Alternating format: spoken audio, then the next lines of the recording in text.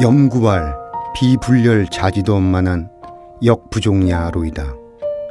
자왈 역부족자는 중도 입회하나니 금연은 획이로다. 어느 날 공자의 제자 염구가 말하였다. 저는 선생님의 가르침을 좋아하지 않는 것은 아니나 힘이 부족합니다. 공자께서 말씀하셨다. 힘이 부족한 자는 중도에서 포기하는데 지금 너는 스스로 한계를 긋고 있구나. 논어 옹야편 12장에 나오는 대목입니다. 제자 염구는 세속적 기질이 강해서 공자의 말씀을 따르기가 다소 버거웠나 봅니다. 이제 그만두겠다는 제자에게 공자가 대답하지요. 자네는 힘이 부족해서 포기하는 게 아니라 포기하기 위해서 힘이 부족하다고 말하는 것일세. 나는 여기까지구나 라는 한계를 긋고 있는 것이지. 한계를 긋지 않고 애쓰는 자는 계속 나아가지만 한계를 설정한 자는 맴돌거나 퇴보하기 마련입니다. 이후 제자 염구는 어찌 되었을까요? 논어가 새삼 재미있어지는 대목입니다.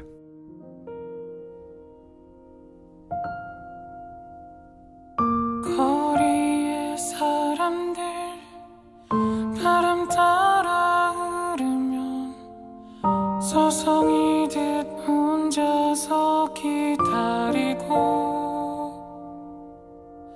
날 부르는 기억에 흔들리는 땅콩이 사람들 사라졌네. 난 속을 퍼져서 울 것 같아서 한참 눈 감고 잊혀져가는 모든 것 당연한 건가요?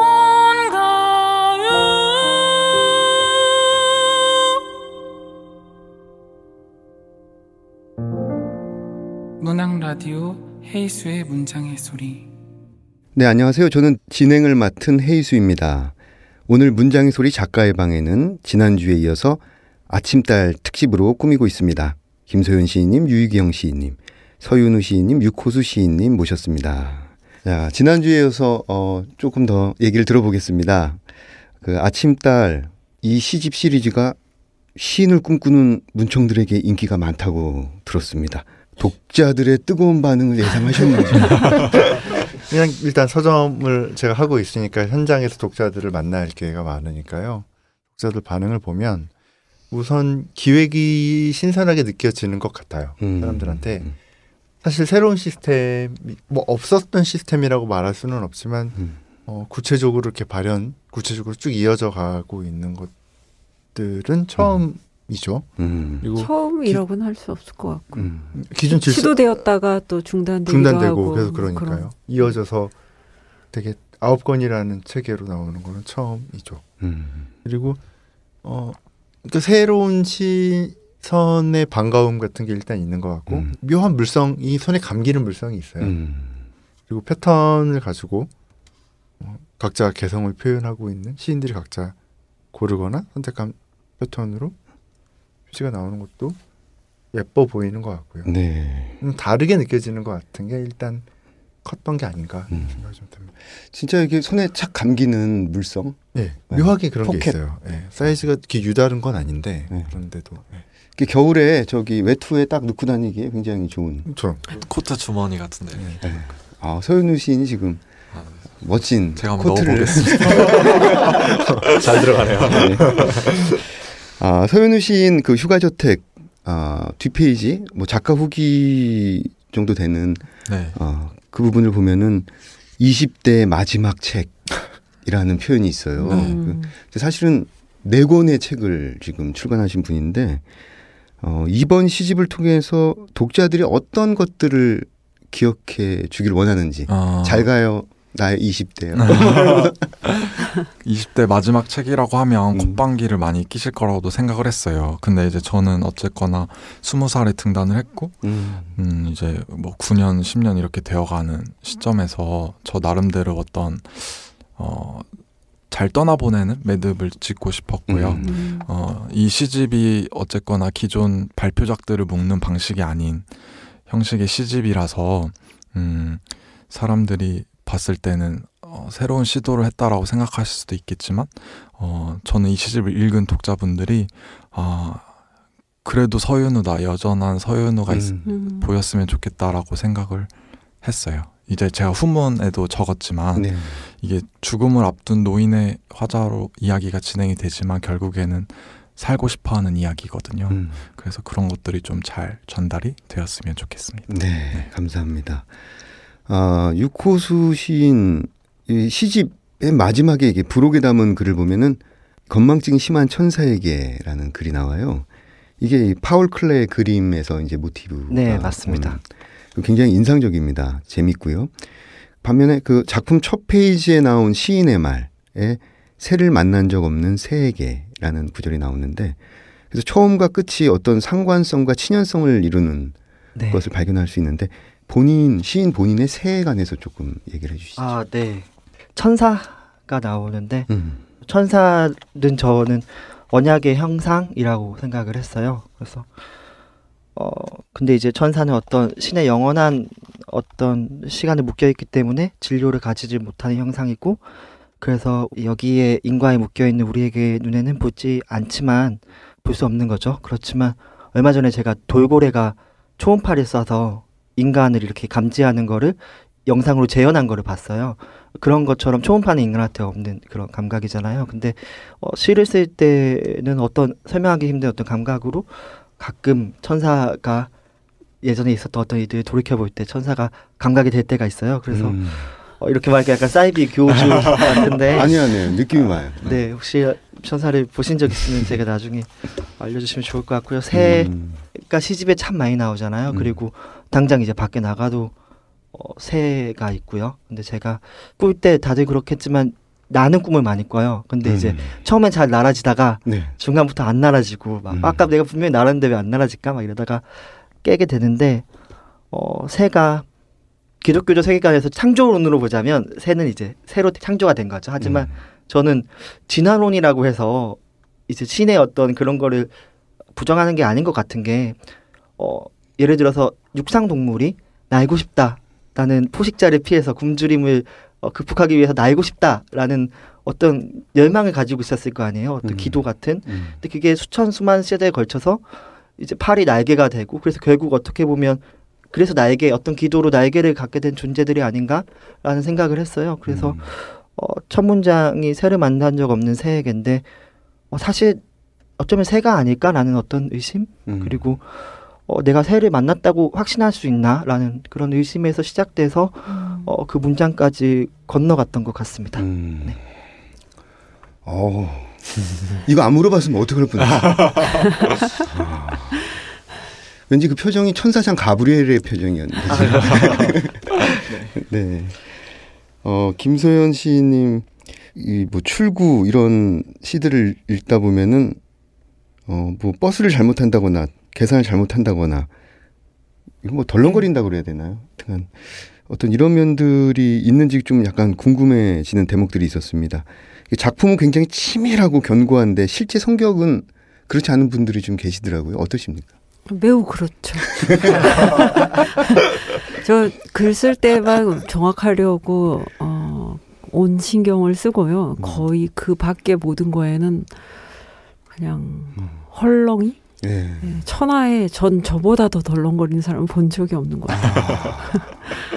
오늘도 6시에 녹음이라고 해서 10분 전에 도착하라라는 이메일을 받았는데 분명히 이제 잠깐 밖에 나가서 세탁소에 가서 드라이 클리닝 하는 것도 찾아놓고 우체국에도 잠깐 들리고 그럴 시간이 됐구나 하고 3시 정도에 시계를 봤는데 커피 한 잔 마시고 뭐뭐 하고 이러다 보니까 시계를 보니까 5시인 거예요. 근데도 세탁소에 갈 수 있을 거라고 생각하면서 밖으로 나왔다가 그냥 일로 왔어요. 내가 이렇게 살다가 민폐를 얼마나 끼쳤지? 막 이러면서. 그러니까 여기 오려고 입은 옷이 지금 세탁소에 있는 거죠. 아니요, 세탁소에 가려던 네. 대로 그대로 온 거예요. 그렇죠. 그러니까 세탁소에 안 들르신 거죠. 네. 예. 잘하셨습니다. 그런데도 멋있네요. 근데 매번 그렇게 셈이 엉망진창이에요. 야, 그게 너무 매력적이에요. 그러니까 그런데도 멋있어요. 감사합니다. 아니 여행을 좋아하시는 걸로 알고 있는데 네. 제가 사실은 이 아이에게 맨 뒤에 유희경 시인이 쓴 부분이 있어요. 264 시문학상을 받고 차 타고 올라오는 길에 쓴 장면이 있는데 그 장면이 굉장히 저는 깊이 애틋하게 오더라고요. 이제 나는 여기가 아니라 다른 곳으로 가고 싶다. 이제 이런 구절이 있고 그다음에 그 목소리를 듣고 있는 유희경 시인은 왠지 가지 않았으면 좋겠다. 뭐 이런 마음을 갖는 대목이 있는데 거기에 엄청 멋있는 부분이 있어요. 김소연 시인의 쓰기는 마음이 원하는 대로의 삶에서야 가능하다는 것을 뭐 이런 구절이 있는데 실제로 그 이번 시집에 묶인 시 중에 여행지에서 쓰신 시가 있나요? 많죠. 예. 저는 이제 여행지에서 시를 쓸 때 제 자신이 그러니까 시를 써오던 인간, 그러니까 시인이라는 것도 좀 망각하고 내 나이가 몇이고 그리고 한국에서 어떤 삶의 패턴을 가지고 살았는지 이런 것들도 다 잊어먹고 그냥 약간 이렇게 리셋된 그 천진한 상태 그런 상태가 될 수 있어서 시를 되게 후딱 쓸 수 있어요. 그래서 대충 여행지에서 오늘은 정말 할 일이 없으니까 뭐 시나 써야지 할 때 보통 제가 여행지에서 얻은 방에는 책상이 있진 않거든요. 그렇죠. 그럴 때 그냥 그렇다고 카페에 가거나 그러지도 않고요. 길에 쭈그리고 앉아서 계단참이나 그런 데서 쓰면 공책에다가 한 5-6편씩 써요. 한 손에는 담배가 타고 있고. 그렇죠. 계단참 같은 곳에 이렇게 좀 쪼그리고 앉아서도 시를. 그래도 누가 쳐다본다거나 거기서 뭐 하나 하고 이상하게 쳐다보지 않는 그런 이방인 그런 면에서 안전한 이방인이 되어서 시를 쓸 때 참 편안한 것 같아요. 제 자신이. 굉장히 멋진 그림으로 상상이 됩니다. 유희경 시인 이번 시집에는 그 헌시가 제법 보입니다. 그 평론가 김나영, 아티스트 오정택, 패션 디자이너 최철용, 뭐 정소영, 시인 마종기 그 하나같이 어떤 대상에 대한 깊은 애정이 느껴지는데요. 어떤 의도가 있을까요?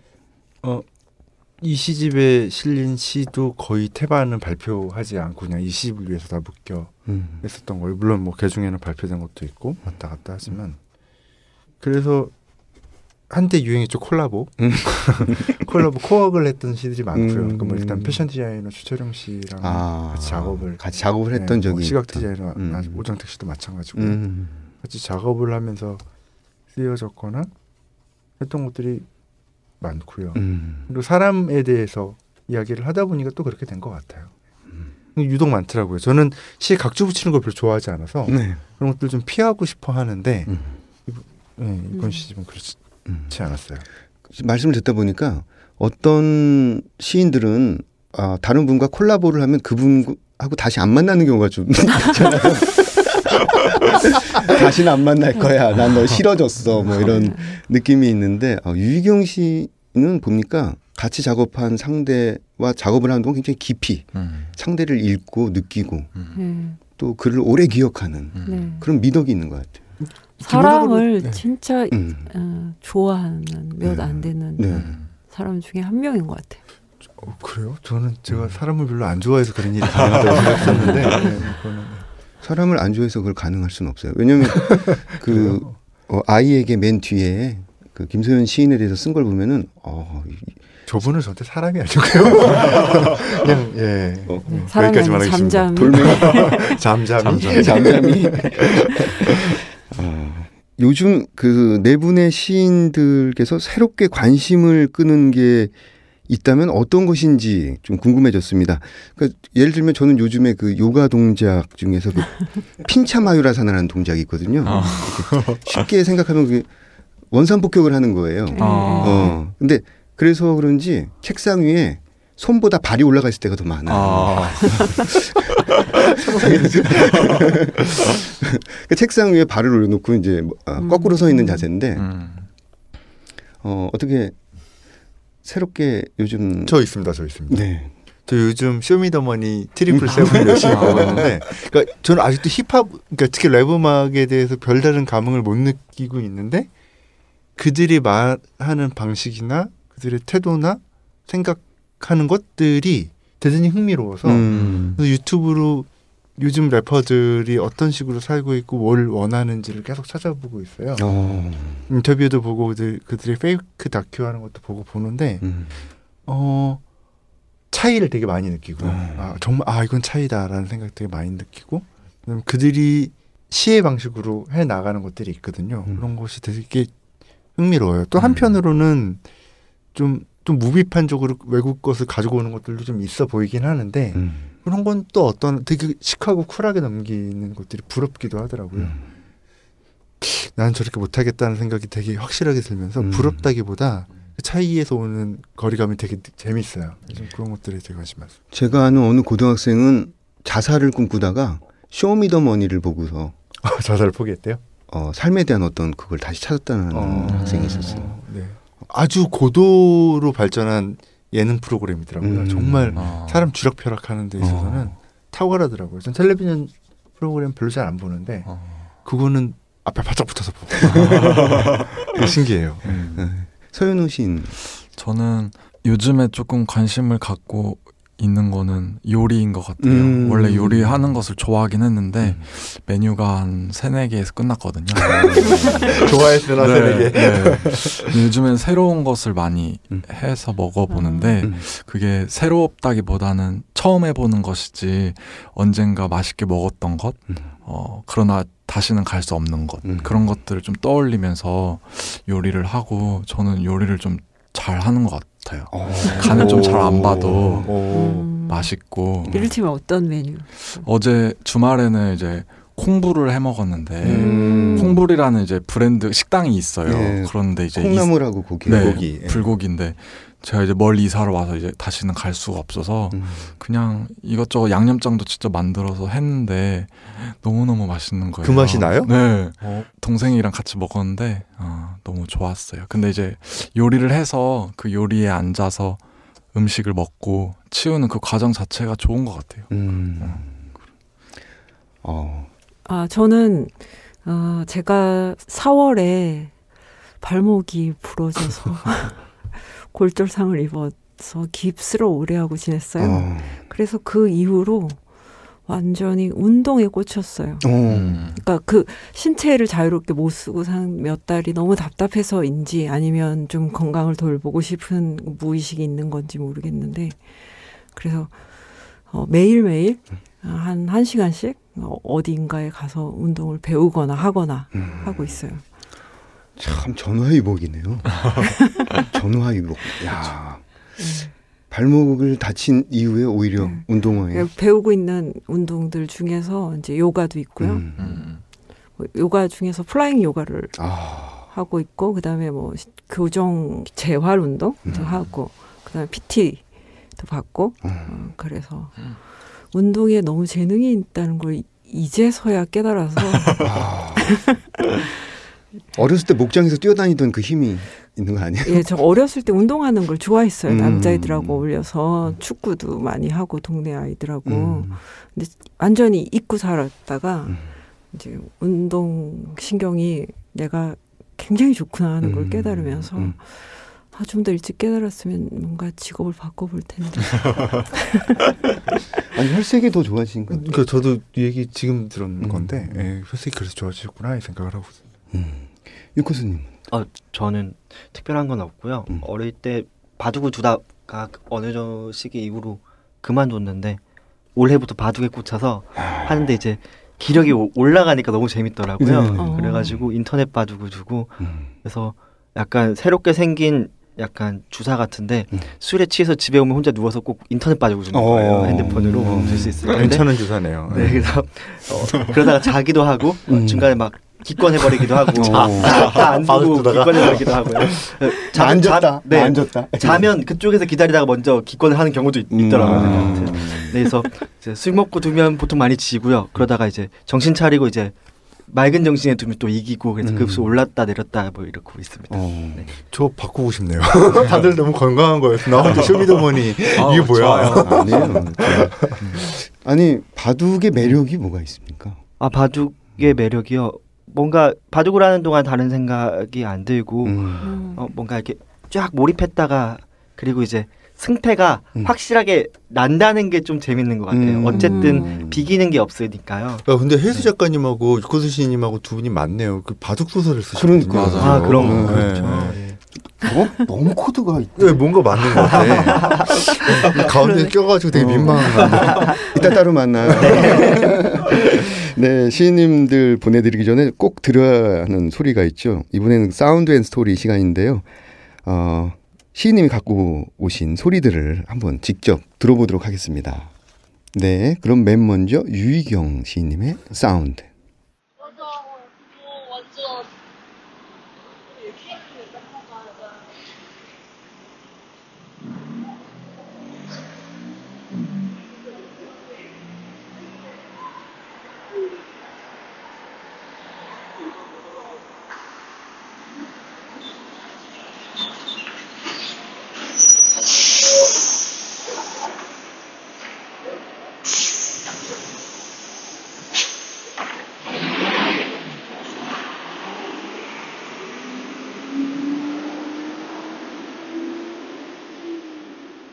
네, 굉장히 독특한 사운드입니다.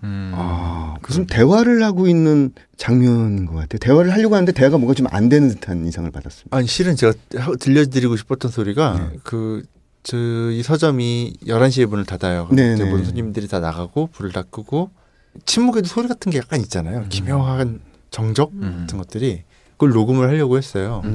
녹음을 했는데 플레이 해보니까 아무것도 안 들리는 거예요. 그래서 차마 가져올 또 씻고 앉았네 이러니까 봐서 그래서 포기하고 어떻게 하지 하면서 12시 정각에 녹음을 그렇게 오래 시도했어요. 포기하고 정류장에 갔는데 12시 정각에 버스 정류장도 괜찮겠다 생각이 들더라고요. 그래가지고 집에 오는 버스 오는 거 타이밍에 맞춰가지고 정류장에서 녹음한 소리였어요. 12시 정각에 버스 정류. 좋네요. 네, 그 사람들의 약간 취한 그런 느낌이죠. 네. 잠시 머물다가는 버스 정류소. 네, 이번에는 유코수 시인의 사운드를 듣도록 하겠습니다.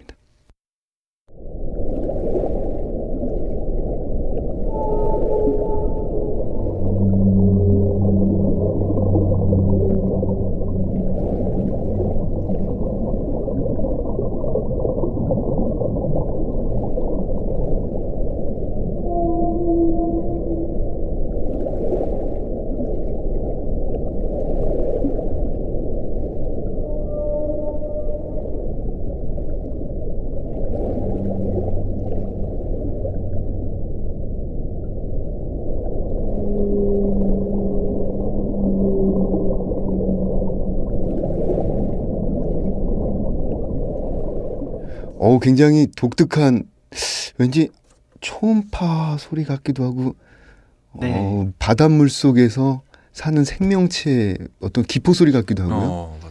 네, 물소리랑 바닷속에서 들리는 고래 소리입니다. 이게 아마도 이제 수염 고래 종류의 이제 큰 고래들인 것 같은데 어떤 고래의 목소리는 이제 저주파로 수백 킬로미터까지 이렇게 전달이 된다고 해요. 그래서 뭔가 바닷속에서 목소리로 이렇게 멀리까지 대하는 기분이라든지 그들의 언어는 어떨까 이런 생각도 들고 뭔가 심해에서는 이런 소리들이 비처럼 느껴지지 않을까 싶기도 하고 해서 뭔가 읽지도 못하는 때가 올 때 아니면 내일 무슨 일이 있는데 꼭 자야 될 때 그럴 때 뭔가 근데 마음이 아직 진정이 안 될 때 이럴 때 이거를 이제 1시간 2시간 짜리 영상이 있어요. 유튜브에 가면 그리고 이제 1시간 2시간짜리 틀어놓고 이렇게 이제 듣다가 자고 이렇습니다. 뭘로 검색을 해야 되나요?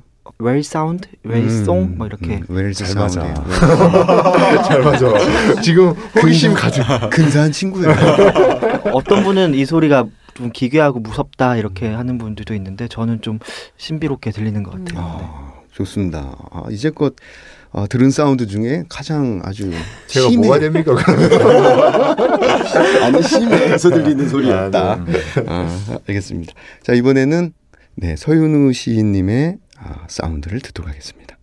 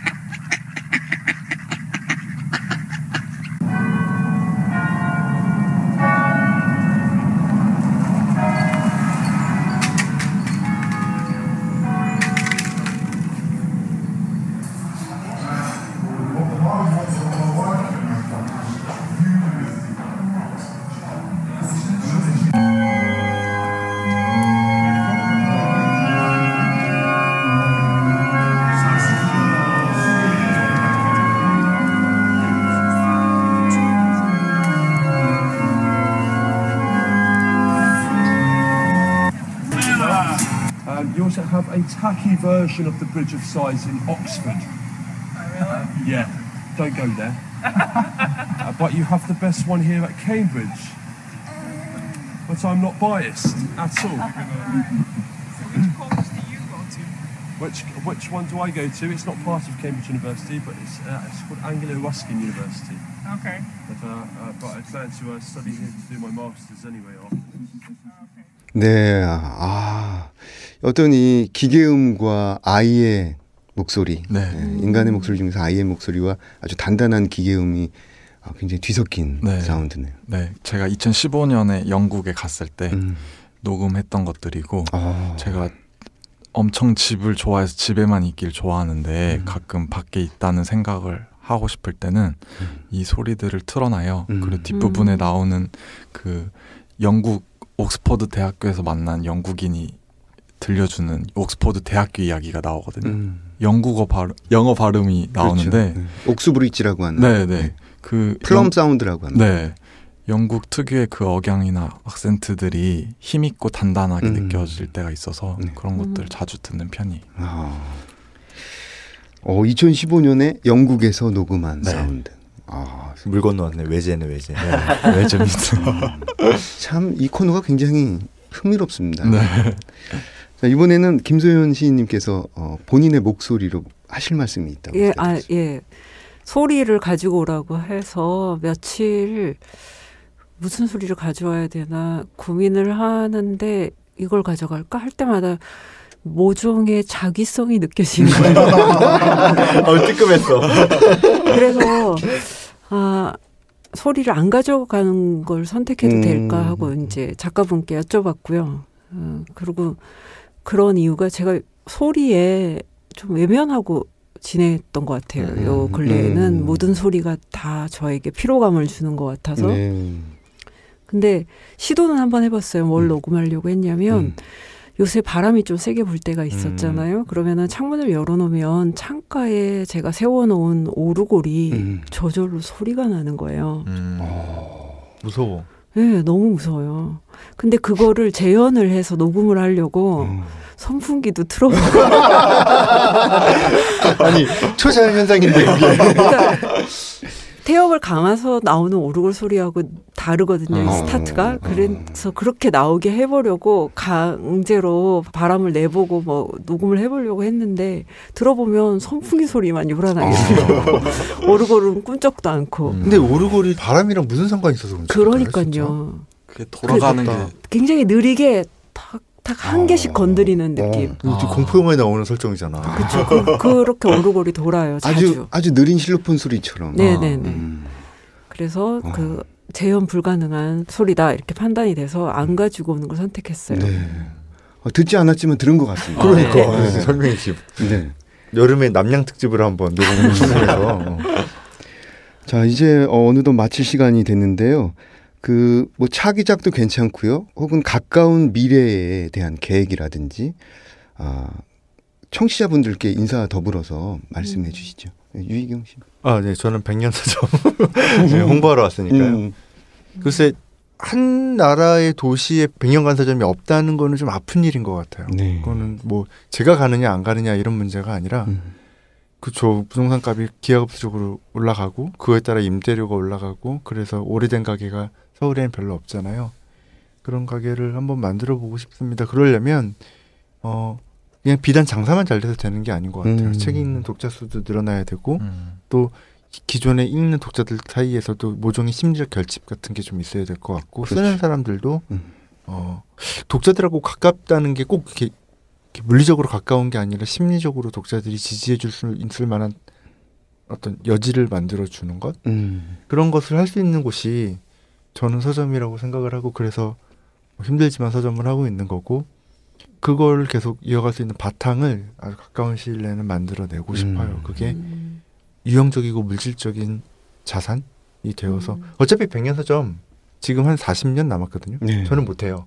그 끝을 보기는 어려울 것 같고 저의 누군가가 토스를 받을 수 있는 여건을 만들어주고 싶은 게 저의 바람이에요. 그러면은 그 해화동 쪽에서는 언제쯤 오픈을 하게 돼요? 맞아요. 그 얘기를 해야 되는데 11월 초 중순쯤에는 오픈을 하게 될 것 같습니다. 한 달 남았습니다. 네. 11월 초 중순쯤에 해화동에서 위티한 시니컬을 네. 만나실 수 있습니다. 자 이번에는 유코수. 네. 앞으로의 작품에 대해서 너무 막막하고요. 지금 첫 시집 나오고 첫 시집한테 뭔가 실현당한 느낌. 뭔지 너무 알아. 그게 그 시집이 이제 날 밀어내고 어디 가는 것 같고 뭐 그렇지만 쿨하게 보내고 이제 너와 함께한 시간들 좋게 간직할게. 이런 생각을 가지고 있습니다. 그래서 당장 다음 주까지 마감도 있는데 지금 전혀 시간 안 써져가지고 너무 막막하고 뭔가 진짜 이렇게 안 써진 적이 처음이라서요. 그래서 너무 막막한 상태에 있는데 네 이제 학기가 끝나면 어떻게든 다시 끌어올리고 생각을 해서 또 좋은 작품을 계속 써나가고 싶습니다. 네, 감사합니다. 서윤우 씨. 이 녹음을 하는 오늘 사실 저에게 되게 중대한 일이 있었어야 했는데 뭐냐면 제가 지금 4년 동안 치아 교정을 하고 있는데 오늘 이거를 해체를 하러 가는 날이었어요. 근데 오늘 가지 못했는데 빠른 시일 내에 치아 교정을 풀고 좀 환하게 사람들 앞에서 웃고 싶고요. 이번 시집을 쓰면서 제 안에 시에 대한 열망이 아직도 너무 많이 남아있다라는 생각을 했어요. 이것을 천천히 식어가든 아니면 더 뜨겁게 달구든 그 과정을 쓰는 일로 계속 지켜보고 싶다는 생각을 하고 싶습니다. 네. 하였습니다. 네. 더 환한 미소를 앞으로 보게 되고 문장의 소리에 출연하기 위해서 그걸 포기했다는 건 엄청난 일이고 4년 기다린 거잖아요. 맞아요. 엄청나네요. 네. 어쨌든 치아 해체 마지막 방송으로. 치아 해체하면 큰일 납니다. 네. 치아 교정 해체 마지막 방송으로 알겠습니다. 네.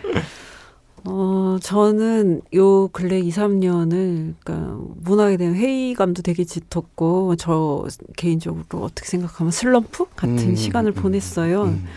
그래서 올해 그 시집을 출간할 수 있게 된 힘을 작게라도 내게 된 게 저한테는 굉장히 다행이다 이렇게 생각돼서 연말에는 뭐 치아 교체를 해서 환한 미소를 띄울 서윤우 시인이라든가 아니면은 이전을 해서 새 출발을 하는 유희경 시인이나 실현을 당해서 새로운 이제 사랑의 세계로 나아갈 유코수 시인이라든가 이런 분들하고 뭐 이렇게 아기자기하고 좀 다정한 그런 시 모임 같은 거를 한번 연말에 할 수 있는 그런 자리를 만들어 보고 싶다고 늘 상상하고 있어요. 어떻게 해야 다정할 수 있을까 상상하고 있습니다. 좋습니다. 진짜 멋있다. 다정한 파티? 네.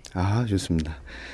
자, 그럼 저는 김소연 시인님, 유희경 시인님, 서윤우 시인님, 그리고 유코수 시인님 오래오래 좋은 시 많이 많이 써주시기 바랍니다. 이 네 분 시인 보내드리고 2부 책들의 방에서 뵙겠습니다.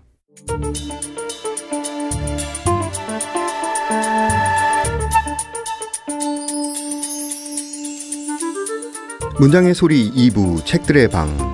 2부 코너에서는 책에 관련된 다양한 직업군을 초청해서 이야기를 나눠보고 있습니다. 지난주에 이어서 시인이자 미디어 창비 본부장 박신규 선생님을 모셨습니다. 선생님 안녕하세요. 일주일 동안 어떻게 지내셨습니까? 네, 안녕하십니까. 또 뵙네요. 예. 네. 두 배로 반갑습니다. 네. 전 늘 하는 일 하고 있는데요. CO일에 담기는 텍스트들 검수를 하고 있고 키워드 관련된 일도 하고 있고 또 번역 책을 내고 있는데 그 책도 만들고 있고 또 최근에 한 달에 한 번씩 산문을 연재하는 게 있어서 산문을 쓰고 있고 그렇습니다. 오늘은 가장 사랑하는 책에 대해서 이야기를 나눠볼 텐데요. 박신규 본부장님은 사실 시인이시고 작년에 그늘진 말들의 꽃이 핀다를 출간하셨습니다. 그래서 저희 문장의 소리에서 특별히 자작시 한 편을 부탁드렸습니다. 환상박피 4월 유사. 거대한 울음과 울음 사이 마을이 하나 있다. 마을 끝 오래된 후방랑 울타리집엔 굳고 푸른 그늘 같은 남자가 있다. 어느 날 후방랑 이파리에 홀린 여자가 지나가지 못하고 나무 아래 잠이 들었다. 남자는 바로 사랑에 빠졌고 여자는 술에 빠져 있었다. 남자는 가장 아름답고 넉넉한 나무를 둘러 둥그렇게 평상을 만들고 여자는 그늘에 앉아 술을 마셨다. 동네 술꾼들도 모여들었다.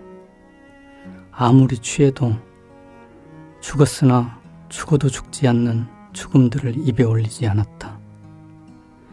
술이 안 깬다고 투덜대는 사람이 있을라 치면 경쟁하듯 대바람부터 다시 시작했지만 여자는 유독 몰살당하듯 온몸으로 마셨다. 술이 깨면 야윈 사람들은 더 야윈 여자를 보며 안심했다. 뼈만 남긴 여자가 무섭게 흔들렸을 때에야 술꾼들이 흩어졌다.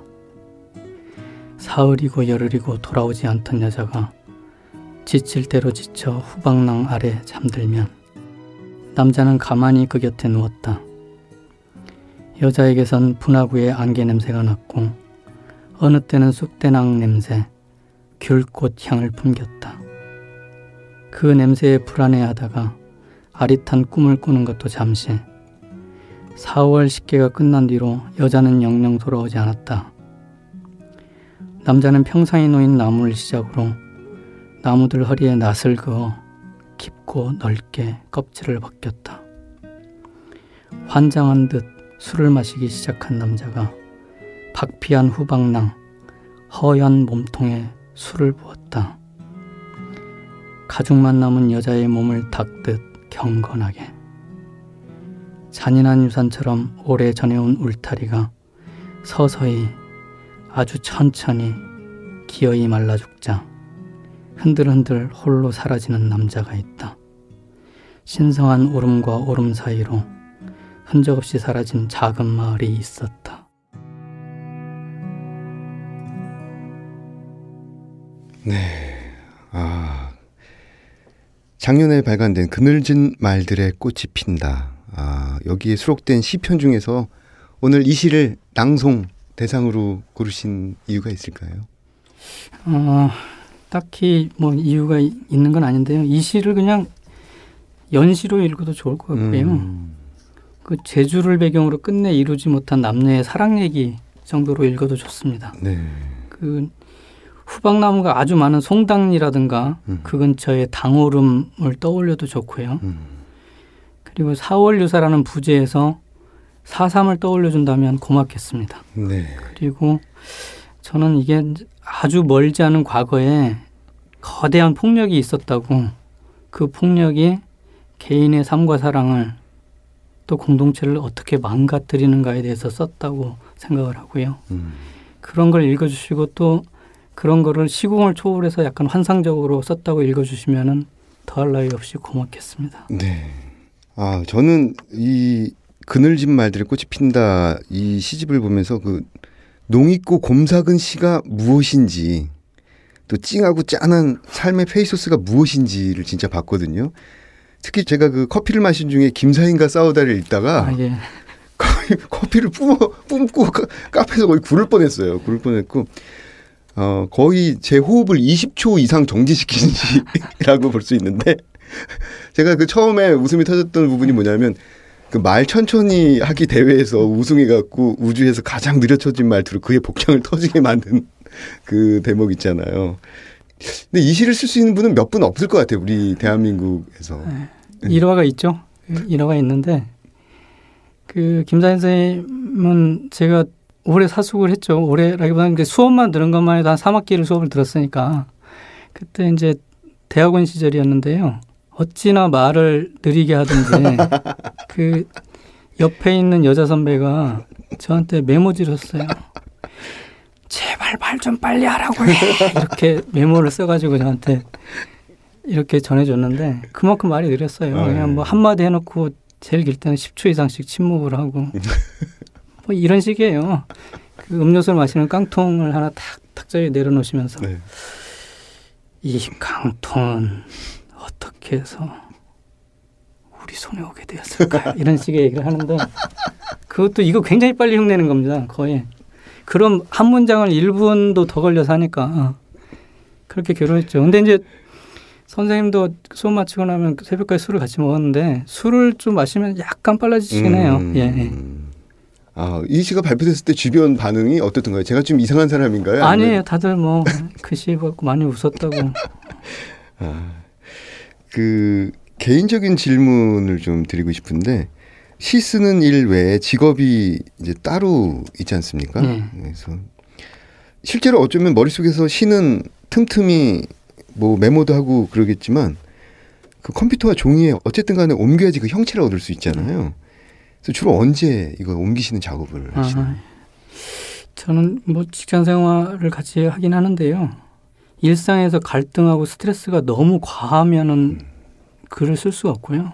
반대로 그런 갈등이 전혀 없어도 글을 쓸 수 없는데 그거는 저만 그러는 게 아니라 모든 사람이 공통적인 것 같아요. 그러니까 일이든 스트레스든 갈등이 적당할 때 뭐 일상에서 간혹 시적인 순간이 옵니다. 시적인 순간이 오는데 요새는 좀 스트레스가 과한 편이어서 잘 안 오는 것 같기도 하고요.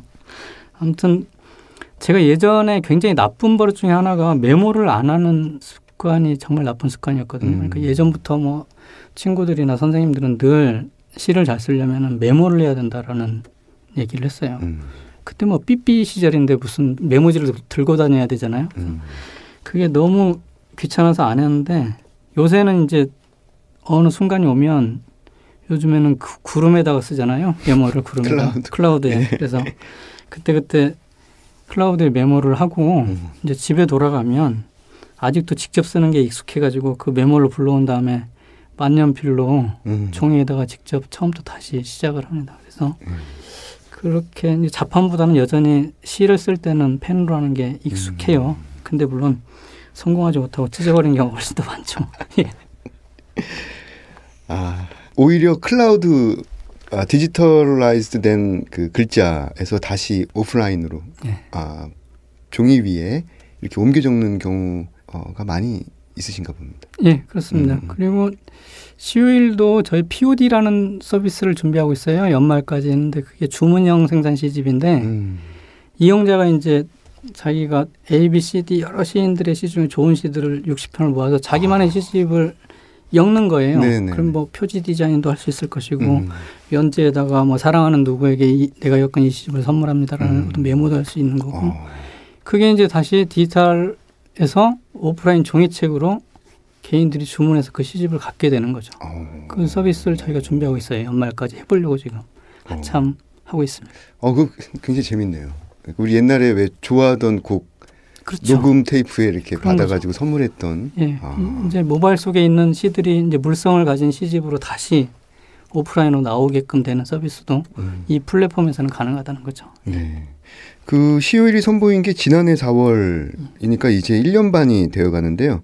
그동안 어떤 우여곡절이 있을 듯 합니다. 좋은 일도 많이 있었겠지만, 그래서 어떤 우여곡절이 있었을까요? 그러니까 일단은 지난 시간에도 제가 말씀드렸지만 그 엄청난 방대한 양을 디지털라이징 하는 게 굉장히 힘들었고 이제 또 대조 작업하는 것도 힘들었고 시인들과 같이 그 분석 작업, 키워드 분석 작업하는 것도 굉장히 오래 걸렸습니다. 그리고 간혹 어떤 분들은 시인들이 아니 시라는 거는 시 한 편도 시지만 권당 독서를 해야지 그 시집의 가치를 온전히 알 수 있고 그 한 권을 다 읽었을 때 비로소 그 시인의 시 세계를 제대로 알 수 있다라는 그러니까 쉽게 말하면 권당 독서를 내세우면서 비판하는 분도 있었어요. 이 시효일 서비스를. 근데 저 역시 권당 독서를 하는 층이고 뭐 전공도 있고 시도 쓰는 사람이지만 그거는 진짜 요즘 세상을 모르는 상태의 얘기인 거예요. 그러니까 시효일 이용자가 어떻게 보면 30, 40대, 50대 시 종이책을 사보는 사람들이 아니고요. 10대, 20대 이런 분들이 50% 이상 돼요.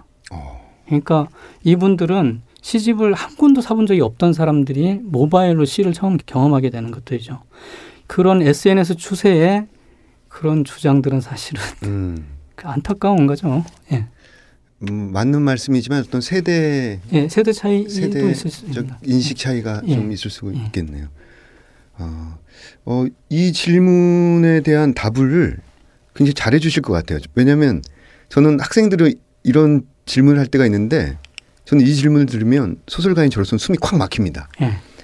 우리는 왜 시를 읽을까요? 왜 시를 읽어야 할까요? 시적 충동이라는 거는 쓰는 자한테도 있지만 읽는 독자한테도 모두들 내재되어 있다고 저는 생각을 해요.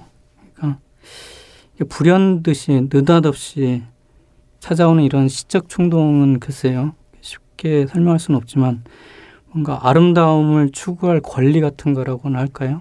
또는 짐승이 갖고 온 인간의 끔찍한 본능을 고발하고 억눌러주는 그런 당위 같은 것이 아닐까. 그런 게 시적 충동이 아닌가 생각이 들고요. 이런 것도 없다면 인간의 삶이 너무 쓸쓸할 것 같지 않나요?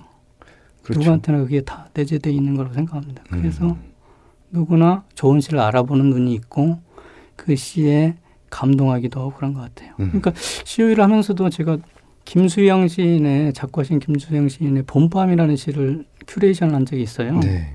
근데 그 시는 사실 전공자 말고는 그 시를 아는 사람이 거의 없거든요.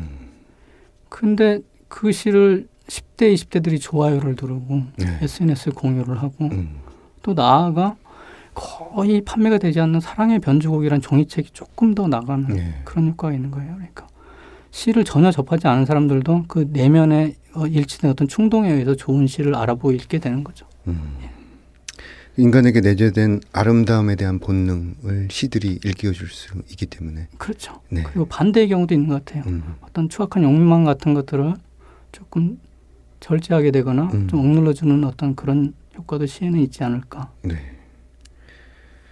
그 미래 사회에는 문학을 앱으로 향유하는 사람들이 더 많아질 듯합니다. 그러다 보니 이 전자책을 비롯해서 앱 개발자들이 지금 많이 투자와 그 열정을 바치고 있는데요. 본부장님의 입장에서 보기에 문학을 사랑하는 앱 개발자들에게 해주실 말씀 같은 게 있을까요? 어떤 의견이라든지. 어떤 분야의 앱을 만들든지 똑같을 텐데요. 네. 시효일을 만들 때 약간 힘들었던 부분 중에 하나가 이 개발하는 엔지니어들이 있잖아요. 네. 이 엔지니어들과의 소통이 좀 어려웠던 게 있어요. 그러니까 이분들은 시 근처에 가지도 않은 분들이고 사실은 시 독자와는 굉장히 다른 사고방식을 가진 분들이에요. 이 엔지니어들은. 그래서 어떤 사소한 텍스트 구현이라든가 행가리 이런 것조차도 잘 소통이 안 되는 경우가 있어서 약간 답답하다는 느낌이 들었는데 끊임없이 대화하면서 그런 것들을 풀어갔던 기억이 있어요. 그러니까 아무리 편리하고 기능적으로 뛰어난 앱을 만들더라도 그 참여하는 모든 사람들이 그 문학적 감수성이라든가 시적 충동을 공감하지 않고는 앱을 만들어도 결코 성공 못할 것 같아요. 그러니까 다른 분야도 마찬가지인 것 같아요. 어떤 그 분야에 대한 깊은 이해와 서로의 소통과 대화가 있지 않고서는 뭐 아무리 잘 만들어봐야 지속 가능한 게 좀 어렵지 않을까 그런 생각이 듭니다. 네, 사실 그 엔지니어 분들은 시를 모르시고 또 시적 언어도 모르시고 시를 읽는 독자로서의 자세도 모르시고 그 글자가 그냥 부호잖아요. 그렇죠. 그러니까 시행이 부호로 처리되잖아요. 왜 들여쓰기는 어떤 시는 어떤 내용은 더 깊이 해야 되는지, 왜 이탈릭으로 표시해야 되는지 그런 이해도 없었던 거죠 처음에는. 예. 두 회에 걸쳐서 문장의 소리 책들의 방 코너에 참여해 주셨는데요. 소감과 앞으로의 계획이 있다면 말씀해 주시길 바랍니다.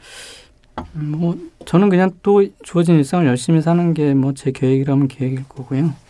아무튼 더 많은 사람들이 시를 읽을 수 있도록 더 열심히 홍보하고 또 시효일이 부족한 데가 있다면 그걸 수정해 나가면서 고도화해 나가고 틈틈이 시가 찾아오는 순간이 있으면 놓치지 않고 구름에다 꼬박꼬박 메모해 두겠습니다. 네, 박신규 본부장님 시인으로서도 편집자로서도 앱 관리자로서도 오래오래 무사하시기 바랍니다.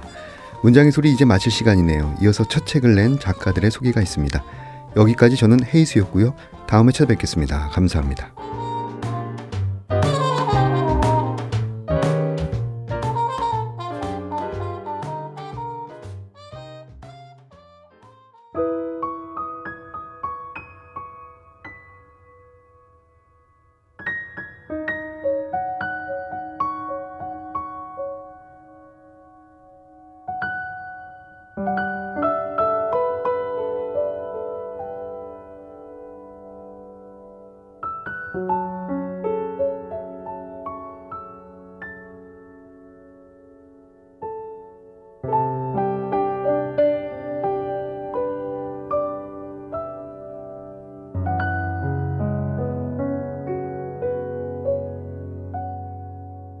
안녕하세요. 문장의 소리 정현우 시인입니다. 오늘은 첫 시집 네팔상해를 출간하신 정와연 시인과 함께하겠습니다. 안녕하세요. 네, 짧게 소개 좀 부탁드리겠습니다. 저는 그 정와연이라고 합니다. 그 네팔상을 요새 출간했는데요. 첫 책이 나왔는데 네, 어떻게 보내고 계신가요? 제가 첫 시집을 보내고 설레는 마음으로 책을 냈는데요. 시집을 내면서 첫 딸을 시집 보내는 느낌을 받았습니다. 그 정도로 크게 다가왔나요? 예, 좀 애를 키운 딸을 첫 시집 보낸 것이 다가온 것보다는 좀 두렵고 떨리고 나가서 사랑받을 수 있을까 그런 걱정이 많이 들었어요. 제가 시집을 읽으면서 받았던 느낌은 하찮은 존재들을 이렇게 따뜻하게 보듬는 느낌, 그리고 남다른 은유들이 되게 인상이 깊었습니다. 네, 그런 것들은 제가 원래 어려서 좀 가난해 살아서 그런지 작은 것들에 대해서 좀 소중함을 느끼고 일주일 노동자라든가 그런 어려운 사람들에 대해서 좀 관심이 많아요. 그래서 격상이라는 말 있잖아요. 네. 존재를 격상시키면 얼마나 낮은 존재들인지를 먼저 살펴야 하는 것이기 때문에 그렇게 살펴보는 것이고 세상에는 격상할 것들이 너무 많아요.